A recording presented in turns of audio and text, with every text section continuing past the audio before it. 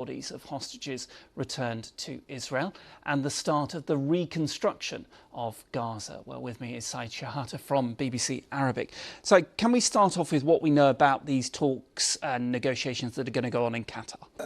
Mr. Netanyahu, the Israeli Prime Minister, sent his delegation to Doha to talk about the second phase. Second phase about the withdrawal of the Israeli forces from Gaza and the release of the rest of the hostages. But there are many challenges for the second phase to see the light or to succeed, because there is pressure on Mr. Netanyahu from some of his coalition government parties, especially Mr. Smotrich, the Minister of Finance, that no second phase. After the first phase, if they go to the second phase, his party will withdraw from the government, so it might be collapse, and there's a problem for Mr. Netanyahu.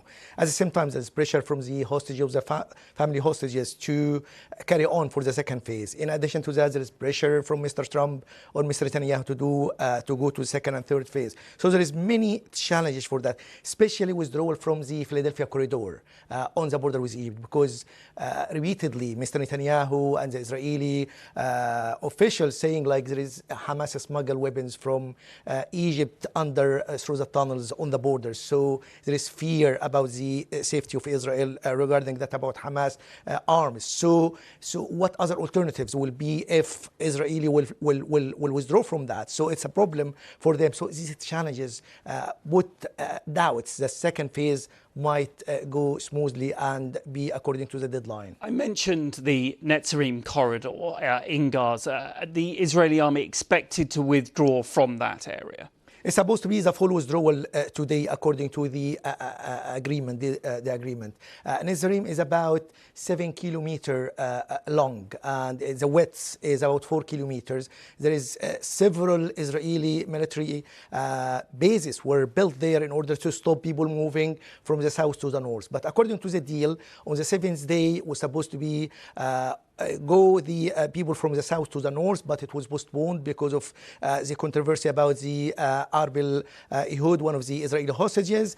Then it was open, so about 500,000 went back again. So it was a way to stop people going from the south to the north in order to have a control on this area. So we saw during the week President Trump having talks with Prime Minister Netanyahu, and I understand that leaders from Egypt and Jordan also expected in Washington over the next week or so. Reports from Jordan that the Jordanian King Abdullah will visit Mr. Trump and meet him on 11th of February, so in a few days.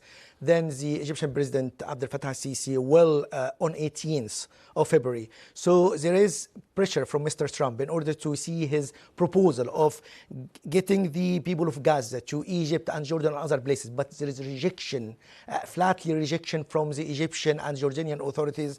The President of Egypt and the Jordanian King, both of them rejected that. So while Mr. Trump can put pressure on them, especially there is assistance into equation, other cards in the hand of the Mr. Trump. But in Egypt and Jordan and the Arab world, it will be seen as be traitors, will be not having, supporting the Palestinian people. So, and the Palestinian issue will be emptied. So it needs to be stressed that the Palestinians should be there and have a two-state solution. It might be pressure from Mr. Trump in order to have concession about normalization between Saudi Arabia and Israel and other Arab countries without two-state solution. So it is very complicated, but we'll see in the next few days what's going to happen. Shehata from BBC Arabic, as always, thank you very much for your insight.